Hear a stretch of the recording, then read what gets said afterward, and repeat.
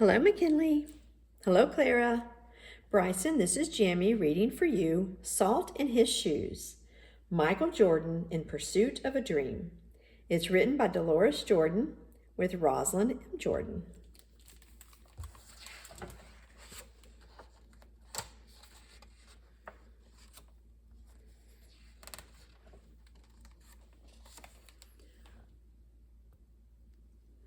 Michael loved to play basketball.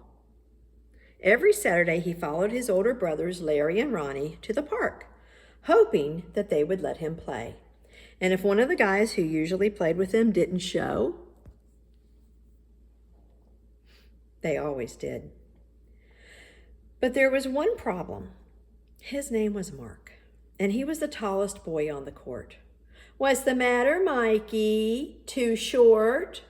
Mark flapped his arms in Michael's face. "Over here," shouted Larry. But when Michael threw the ball, Mark's long arms came out of nowhere and knocked the ball away. It flew into the hands of a player on Mark's team.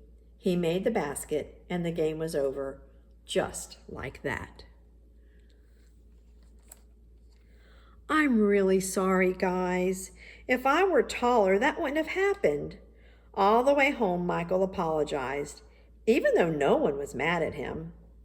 His oldest brother, Ronnie, tried to cheer him up. "Look, little brother, you played good today. Don't worry, we'll win the next time." When they got home, Michael went into the kitchen where Mama was cooking dinner. He was still disappointed, and she could tell. "You guys lost again today, huh?" Michael nodded. He sat quietly for a minute. Then he said, "Mama, how can I grow taller?" Now, Mama knew the answer to a lot of questions, but this was a tough one. She thought for a moment as she sprinkled salt and pepper on the chicken she was making for dinner. Then she smiled, looked at Michael, and said, "Salt." "Salt?" Michael looked at his mama. "Salt in your shoes. We'll put salt in your shoes and say a prayer every night. Before you know it, you'll be taller," she replied. "Salt in my shoes," Michael said quietly to himself. Surely Mama was teasing. He sat staring out of the window, trying to figure out how salt was going to help him grow. He noticed the rose bushes outside on Mama's garden. They had grown high along a fence, and roses of all colors were blooming on the vines. He thought to himself, "I remember when Mama first planted those bushes." Michael's face lit up. If Mama knows how to make those rose bushes grow taller, then maybe she's right. Maybe salt in my shoes really will help me grow. Growing more excited, Michael twirled around and started asking lots of questions. "Mama, how long will it take? And how tall do you think I'll get?" Smiling, Mama sat down next to him and explained, "In order for this to work, the most important things you have to do are be patient and listen to what I tell you and say your prayers every night." Listening carefully, Michael shook his head. "Okay, Mama, I'll be patient. But what does saying my prayers have to do with it?" "Everything," Mama replied, and she hugged him. "Now go wash up and tell your brothers and sisters to get ready for dinner." Michael dashed out of the kitchen, almost knocking over his father, who was walking in. "What's he up to now?" asked Daddy. "Oh, the usual," laughed Mama. "Chasing a dream." Later, during dinner, Mama noticed that Michael was barely eating anything. He was already daydreaming about being taller. "Michael, first things first. You won't grow if you don't eat, especially your vegetables," Mama said. "But I'm not really hungry," he said. Raising her eyebrows, Mama gave him a stern look. Slowly, Michael picked up his fork and began to eat. Minutes later, his plate was clean and he was asking for more. That evening at bedtime, Michael set his favorite game shoes on the floor next to the growth chart hanging on the wall. Then he put on his pajamas, said his prayers, and jumped into bed. When Mama came in, Michael was fast asleep. By the look on his face, she could tell he was already playing basketball in his dreams. Standing by his bed, Mama sprinkled salt in his shoes. Then she prayed quietly over him, as she did all of her children.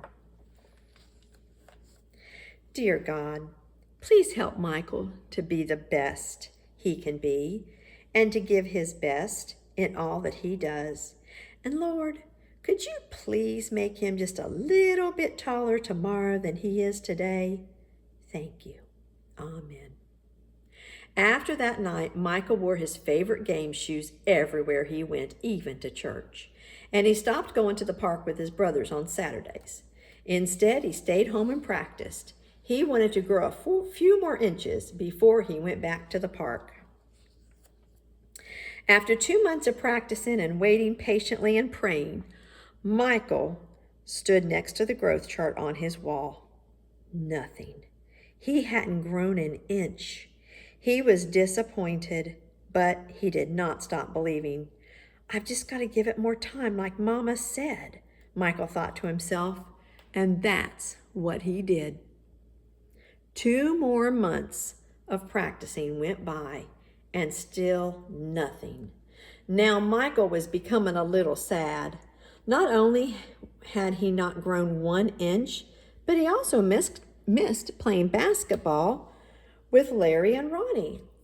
About the only thing he didn't miss was being picked on by Mark.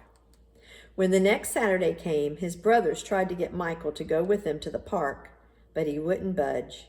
Mama had begun to worry. When she saw Michael sitting alone on the steps, she said to Daddy, "Maybe you should go out and talk to him." So Daddy went out and sat with Michael. "What's wrong, son? You haven't gone to the park with your brothers for a while now. Are you okay?" Michael didn't say anything at first. Then he looked at Daddy and said, "I thought I would at least be a few inches taller by now. I did everything Mama told me to do, but nothing's happened." "Michael, why do you want to be taller?" Daddy asked. "If I were taller, I'd be a great player, and I could help our team win," Michael answered. "But you are a great player, son, and you already have everything it takes to be a winner, right in here." Daddy tapped Michael on his chest. "Being taller may help you play a little better, but not as much as practice, determination, and giving your best will. Those are the things that make you a real winner." Michael thought about what Daddy said for a minute. Then suddenly he jumped up and took off. "Where are you going?" Daddy yelled after him. "I've got a game today and I'm late," Michael yelled back. When Michael reached the park, the game had started. He sat on the bench, hoping he would get a chance to play. And he did. The game was almost over, and the score was tied when John, one of the guys on Michael's team, fell and hurt himself. Here was Michael's chance. Michael joined his team in the huddle as they gathered on the sideline for a timeout. "Okay, the game is tied. All we need is 1 point. Who wants to take the shot?" Ronnie asked. He looked in Michael's direction. Feeling more confident than ever, Michael said, "I'll do it." When the whistle blew and the game began, Mark began to pick on Michael, as usual. "Still trying to play with the big boys, huh?" Mark taunted, but Michael paid him no attention. Taller or not, he'd been practicing, and he was determined to win. Larry threw the ball inbounds to Michael. Michael caught it, bounced it for a moment, and then took off running. As he approached Mark, Michael shifted to his right. Mark followed, but while he was still shifting, Michael spun to his left. He stepped behind Mark and shot. The ball arced far far above his opponent's hands and fell silently through the hoop. 2 points! The game was over. Michael's team had won.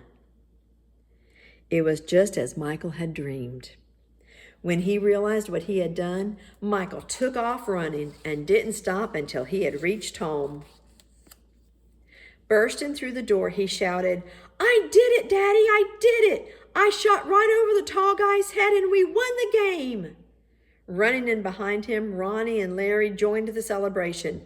"That's right, little brother, you did it! You won the game for us!" Michael remembered the look that Ronnie gave him during the last time out of the game and said, "No, we won the game, but I was the star." They all laughed. After that day, Mama stopped putting salt in Michael's shoes. But Michael did not stop being patient and working hard and praying. So that must be what made Michael grow into be a 6 6 tall basketball superstar. The end. I love you.